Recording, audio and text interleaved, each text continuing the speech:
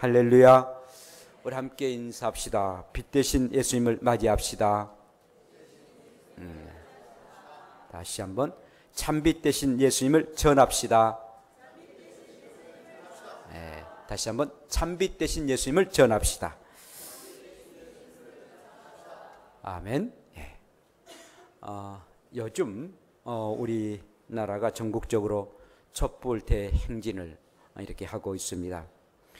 박근혜 대통령의 탄핵과 그리고 하야를 외치면서 토요일만 되면은 촛불을 들고 대행진합니다. 촛불보다도 더 강한 횃불을 들고 이렇게 행진하는 그런 경우도 있었습니다. 서울 광화문에서 한 300개 이르는 그런 횃불을 들고 이렇게 시위하는 그런 모습도 봅니다. 결국은 9일날 국회의원 300명 중에서 찬성 234표, 그 다음에 반대 56표, 기권 2표, 무효 7, 그리고 불참 1명. 그래서 결국 대통령이 탄핵되었습니다. 야당뿐만 아니라 여당도 62표가 찬성돼 가지고 예상을 뛰어넘는 표로 단행이 결정되었습니다. 이제는 박근혜 대통령은 대통령의 권한을 정지합니다.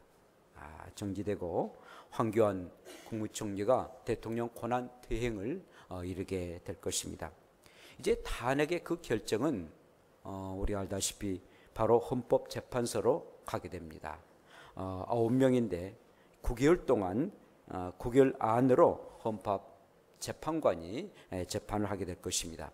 9명 중에서 6명 3분의 2가 찬성하면은 박 대통령은 대통령으로서의 파면을 당하고 말 것입니다. 그래서 2016년 12월 9일은 횃불의 민의가 국회에 전달되어 정의가 살아있음을 증거하는 그런 날이다라고 얘기를 합니다. 지난주에 촛불은 전국적으로 230만 명이나 많은 사람들이 촛불을 들고 행진을 했는데 서울만 170만이 모여서 이렇게 횃불을 들었답니다. 참으로 부정과 불의에 대한 국민들의 그런 반항심이 이렇게 촛불로 나타나게 됐는데 우리 박근혜 대통령은 우리가 사랑했기에 또 사랑하고 또 위해서 기도했는데 또 믿었기에 믿은 사람이 이렇게 불의를 행해서 많은 국민들의 분노를 사게 됩니다. 국민의 촛불이 어떤 의미인 건가를 빨리 헤아리고 그가 자기의 처신을 해야 할 때가 이른 것 같습니다. 여러분, 이렇게 촛불은 빛을 발합니다. 그리고 밝게 합니다. 그런데 나는 세상의 빛이다 라고 말씀을 하시고 이 땅에 빛으로 오신 분이 있습니다. 바로 예수 그리스도십니다. 물론 이렇게 자연의 촛불이나 이런 불빛이 아니고 영적인 그런 빛으로 이 땅에 우리 예수님이 오셨던 것입니다.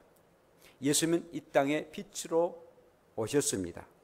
그래서 오늘 본문의 말씀은 이사야 선지자로 통해 가지고 이렇게 말씀하십니다. 이스라엘의 그 갈릴리 지역, 특별히 멸시와 천대를 받은 스불론 땅과 납달리 땅에 큰 빛이 비치게 돼서 사망의 그늘진 땅에 사람들에게 비치게 될 것이다. 이로 통해서 나라가 창성하고 즐거움이 더해질 것이다. 이 큰 빛 되신 분은 한 아이로 태어나게 되는데 그 아이의 이름은 기묘자고 그리고 모사고 전능하신 하나님이고 영존하신 아버지고 평강의 왕이 될 것이다 라고 이사야 선지자는 장차 오실 예수 그리스도에 대해서 말씀하시고 그분이 바로 빛으로 오실 것이다 라고 예언하셨습니다. 그 예언대로 우리 예수님이 2000년 전에 이 땅에 오셨습니다. 빛으로 오셨는데 그 빛도 큰 빛으로 오셨고 그리고 참 빛으로 오셨습니다. 참 빛 곧 세상에 와서 각 사람에게 비추는 빛이 있었나니 요한복음 1장 8절에 말씀하신 것처럼 참 빛 대신 예수 그리스도가 이 땅에 오셨고 그리고 많은 사람들에게 어둠과 절망 속에 살아가는 사람들에게 빛을 발하시는 그런 빛으로 오셨습니다. 예수님은 세상의 빛이십니다. 그런데 이 빛은 흑암을 몰아내는 빛이시다라는 것입니다. 오늘 말씀 보면 흑암에 행하던 백성들이 큰 빛을 보고 사망의 그늘진 땅에 거주하던 자에게 빛이 비치는도다 라고 말씀하고 있습니다. 여러분, 빛은 어둠을 몰아내는 것 아니겠습니까? 악의 어둠을 몰아내는 것입니다. 그런데 악을 좋아하고 죄를 좋아하는 사람은 이 빛을 싫어합니다. 그래서 요한복음 3장 20절에 악을 행하는 자마다 빛을 미워하여 빛으로 오지 아니하나니 라고 말씀해 주고 있습니다. 그러나 정말 죄를 회개하고 그리고 의롭게 살아가기를 원하는 사람들은 항상 빛을 좋아하고 또 빛의 일들을 행하기를 좋아하는 것을 보게 됩니다. 빛 대신 예수님이 계신 곳에는 언제도 어둠이 사라져버리고 만다는 것입니다. 여러분, 인디안의 그 우화 중에 이런 내용이 있습니다. 해가 어둠이 무엇인지를 전혀 이해를 못하고 알지도 못하는 것입니다.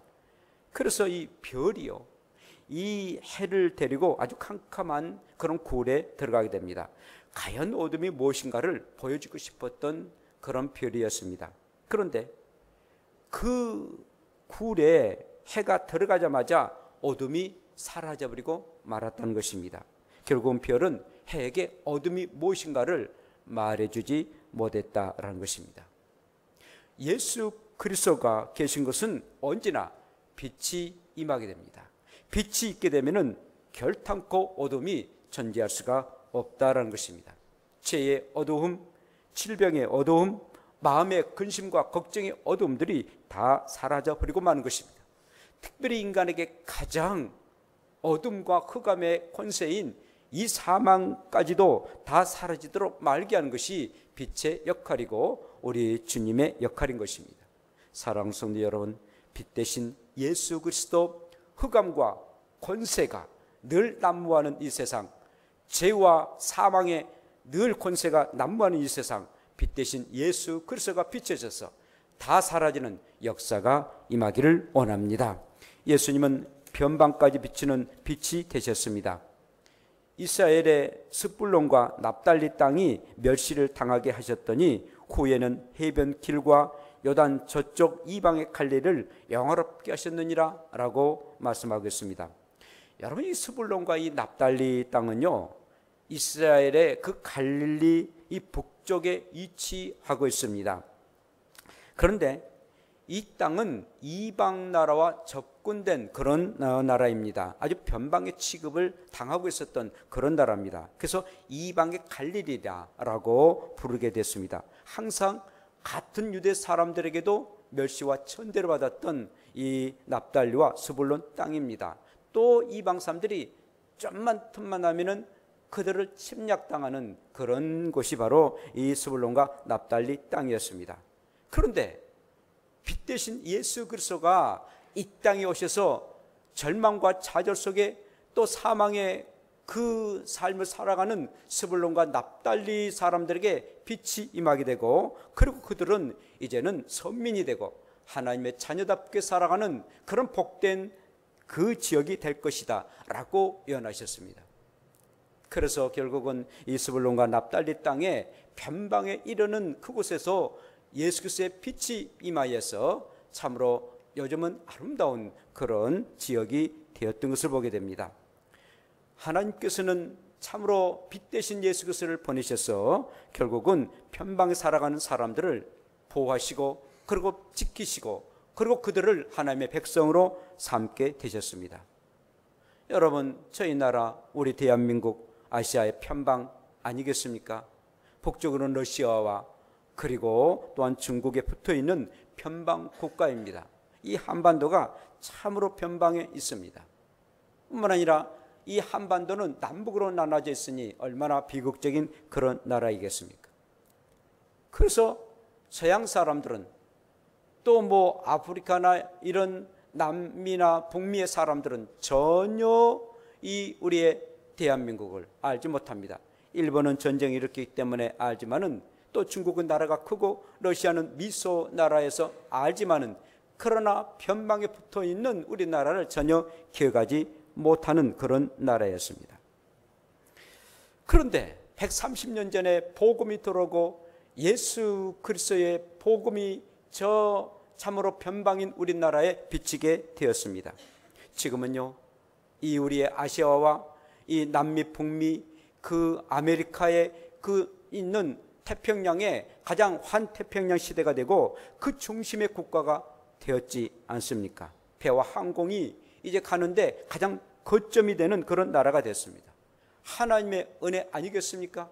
5천년의 역사 가운데에 이처럼 짧은 기간 동안 이렇게 찬란히 빛나는 그런 민족이 어느 때였습니까? 항상 위에서의 침략을 당하고 다른 나라 석국이 되었던 이 대한민국이 이 조선의 땅에 예수 그리스도의 복음이 편방 같은 이 나라에 임하여서 이렇게 귀한 나라가 됐으니 얼마나 감사한 일이겠습니까? 빛 대신 예수 그리스도는 변방인 나라를 그리고 우리에게 임하시고 계십니다. 저와 여러분들도 변방에서 산 것 아니겠습니까? 60년대 70년대 얼마나 춥고 배고픈 그런 시절을 살았습니까? 정말 남이 돕지 않으면 저 애국 사람들을 도와주지 않으면 살 수 없는 그런 나라였습니다. 6.25 전쟁을 일으켰고 그 이전에는 저 일본에 완전히 속국되어서 정말 말할 수 없는 그런 고통 가운데 살았던 이민족 아니겠습니까? 그런데 예수 그리스도의 복음이 심해지고 변방된 우리에게 복음이 심어져서 이렇게 아름다운 주의 백성이 되었고 또 하나님의 나라를 소망 가운데 살아간 그런 사람 되었으니 얼마나 감사한 일이겠습니까? 저와 여러분들은 변방에 살았던 저 시골에서 그리고 저 오천에서 살았던 그런 변방의 사람 아니겠습니까? 그런데 하나님께서 이렇게 복음의 빛을 비춰주셔서 이렇게 예수 안에서 이렇게 하나님의 영광을 거두르며 살도록 하게 하셨으니 어이한 은혜입니까? 그러나 살아가는 동안에 내 마음속에 어두운 것들이 있습니다. 슬픔과 또 괴로운 일들이 있습니다. 그 변방 같은 것이 있습니다. 변방의 그 마음속에 예수 그리스도의 복음이 심겨지기를 원합니다. 예수님의 빛이 임하기를 원합니다. 내 마음 깊은 곳에 상처 있는 곳에 예수 그리스도의 빛이 임하셔서 정말 변방 같은 내 마음, 변방처럼 고통스러웠던 그런 것들이 이제는 하나님의 역사가 임하는 빛이 임하여서 밝아지는 그런 역사가 임하기를 원합니다. 뿐만 아니라 빛 대신 예수님은 믿는 자의 치료의 빛이 되신다라고 말씀하시고 있습니다. 예수님은 치료의 광선의 빛이 되는 것입니다. 말라기 4장 2절에 보면 이런 말씀이 있습니다. 내 이름을 경외하는 너희에게는 공의로운 해가 떠올라서 치료하는 광선을 이루리니 너희가 나가서 요한관에서 나온 송아지 같이 뛰리라 라고 말씀해 주고 있습니다. 시들시들한 그런 소가 정말 치료하는 광선이 임하여 가지고 그 송아지가 요한께서 펄떡펄떡 뛰는 것처럼 그런 치료의 역사가 임할 것이다 라고 말씀하고 있습니다. 여러분, 암을 치료할 때 뭘로 치료합니까? 방사선 치료를 하게 됩니다. 빛을 비춰가지고 치료를 하게 하는 것처럼 정말 예수 그리스도의 빛, 생명의 빛이 그 가운데 임하여서 그 광선이 임하여서 그리고 모든 그런 병들이 치료함을 받는 그런 역사가 임한 것 아니겠습니까? 우리의 예수님은 각종 병에 걸려있는 그리고 고통당하는 사람들이 주님 앞에 왔습니다. 귀신 들린 자도 왔고요, 간질병에 또 중풍병자에 이렇게 있는 사람들이 왔습니다. 그런데 성경 어디를 보십시오. 예수님께 와가지고 병 고침 받지 아니한 사람이 어디에 있었습니까? 하늘에서 내렸던 그런 벌이라 말하고 천벌이라 말하는 그런 문둥병자들도 깨끗이 나음을 받았습니다. 모든 병과 모든 약한 것을 다 고치시기 위해서 우리 주님이 오셨다라고 말씀하셨기 때문에 예수의 능력과 예수의 빛이 임하기에 모든 질병들이 깨끗함을 받게 되었습니다. 사랑하는 성도 여러분, 여러분들 가운데에 이래 병으로 통해서 고통을 당하고 있습니까? 아픔 통해서 고통을 당하고 있습니까? 우리 사랑하는 우리 재건인 형제 3개월 넘도록 지금 고대병원에서 입원 중에 있는데 그에게 광선의 빛이 임하여서 깨끗함 받을 줄로 믿습니다. 예수의 빛만이, 치료의 빛만이 그를 깨끗하게 낫게 해주십니다. 아무리 교수가 또 의사가 그가 치료한다 할지라도 우리의 주님의 빛이 임하게 되면은 그 모든 것이 깨끗함 받게 됩니다. 그렇지 않으면 결국은 나을 수가 없음을 그가 깨닫고 온 가족들을 깨닫고 우리도 함께 기도해서 예수의 빛이 그곳에 임하여서 깨끗함 받을 수 있는 역사가 임하기를 원합니다. 자, 그렇다면요, 우리의 성도는 과연 누구입니까? 빛의 자녀다라는 것입니다. 빛 대신 예수님을 영접하는 자입니다. 그런데 예수님은 참 빛입니다. 참 빛은요, 스스로 빛을 발하는 발광체입니다. 성도는 참빛 대신 예수님의 빛을 받아서 반사하는 반사체입니다. 예수 그리스도는 참빛 되시고 큰빛 되시고 원천적인 그런 빛이 되셔서 발광체입니다. 스스로 빛을 발하시는 그런 분이십니다. 그리고 우리는 그 발광체에 의해서 반사되어 빛을 나타나는 반사체라는 것입니다. 반사체는요, 발광체가 아니면 빛을 낼 수가 없습니다. 우리의 성도는 예수 그리스도의 빛을 우리가 받지 않으면 결국 빛된 삶을 살 수가 없고, 또 빛 대신 예수 그리스도를 믿지 않는다면 우리는 결국 빛의 자녀가 될 수가 없다는 것입니다. 우리가 빛의 자녀가 되기 위해서는 예수님을 영접하는 것입니다. 빛 대신 예수 그리스도를 내 마음속에 모셔드리는 겁니다. 그리하면 나는 빛의 자녀로서 살 수가 있는 것입니다. 사랑하는 여러분, 저 여러분들은 어둠의 자식들 아닙니다. 캄캄한 흑암의 권세 가운데 있는 그런 어둠의 자식들 아닙니다. 사망의 자식들이 아닙니다. 우리는 빛의 자녀가 되시고 밝은 빛의 자녀가 되시고 생명의 자녀가 되고 부활의 자녀가 됩니다. 빛의 자녀라는 그런 자긍심을 가지고 나는 빛의 자녀다, 하나님의 자녀다, 예수 그리스도가 내 안에 계시고 내가 예수님을 영접하고 그래서 예수님 안에서 살아가는 빛의 자녀다라는 것을 아시고 항상 빛의 자녀답게 살아갈 수 있는 우리가 되기를 원합니다. 뿐만 아니라 성도는 빛의 옷을 입은 자입니다. 로마서 13장 12절에 이렇게 말씀하십니다. 밤이 깊고 낮이 가까웠으니 그러므로 우리가 어둠의 일을 벗고 빛의 갑옷을 입자라고 말씀합니다. 빛의 옷을 입자는 것입니다. 빛의 갑옷을 입자라는 것입니다. 그것이 바로 빛의 자녀가 가져야 할 그런 의의 옷인 것입니다. 여러분, 한 청년이요, 직장에 다니게 됐습니다. 옷을 아주 맵시 있게 옷을 입었고요, 아주 감색 나는 그런 옷을 입고 그 다음에 세련된 넥타이도 차고 그리고 직장에 다닙니다. 그러고는 얼굴을 몇 번씩이나 보고 또 향수도 뿌리고 또 머리 스타일도 달리하게 합니다. 굉장히 멋진 모습으로 아주 제대한 모습을 부리면서 이렇게 직장에 다닙니다. 또 직장생활은 또 그렇게 해야 되지 않겠습니까? 그런데 어느 날 예비군의 그 훈련의 통지를 받게 됩니다. 소집하라 라고 하지 않습니까? 받게 되는데 이제 이 청년은 뭐 예비군 소집이 되니까 군대에서 제대할 때에 주었던 이 군복을 꺼내 입은데 그 군복이 어디에 쳐 있는지 몰라요. 그래서 저 구석대에서 쳐드는데 아주 구워져 있습니다. 그래도 그것을 입습니다. 그리고는 뭐 늦잠 자고 세수도 하지 않고 그리고 또한 머리에 전혀 손질도 하지를 않습니다. 그러다가 또 예비군 훈련을 이렇게 받으러 가니까 친구 또래들이 있습니다. 그들도 뭐 다 엉망진창입니다. 그러고 이 젊은이는요, 뭐 아무데나 그냥 침도 뱉고 그냥 뭐 오스간 데 가가지고 오줌도 싸고 그리고 조금만 신문지나 뭐 종교가 있으면은 그냥 앉아서 그냥 축 처지고, 예수 안 믿는 사람들은 뭐 담배도 피고 그렇게 살아갑니다. 우리의 남자들이 겪는 그런 일들입니다. 어떤 옷을 입느냐에 따라서 그의 태도가 달라진다는 것입니다. 그리고 어디를 가느냐에 따라서 그 태도가 달라진다는 것입니다. 저와 여러분은 빛 대신 예수 그리스도를 믿고 의지하는 하나님의 사람이고, 그리고 또 하나님의 자녀이기 때문에, 빛의 자녀이기 때문에 항상 의로운 옷을 입고 마음가짐도 그런 마음을 가져야 되는 것입니다. 빛 대신 예수 그리스도를 믿는 사람은 빛의 자녀답게 살아가고, 그리고 빛의 옷을 입고 살아갑니다. 말씀과 기도하는 일에 여러분들이 늘 힘써 일하시고 항상 하나님의 빛의 자녀답게 살아갈 수 있는 우리가 되기를 원합니다. 마지막으로는요, 빛을 전하는 사람이 되는 것입니다. 요한은 이렇게 말씀합니다. 빛이 아니요 이 빛에 대하여 증언하려 온 자다라고 1장 8절에 말씀하고 있습니다.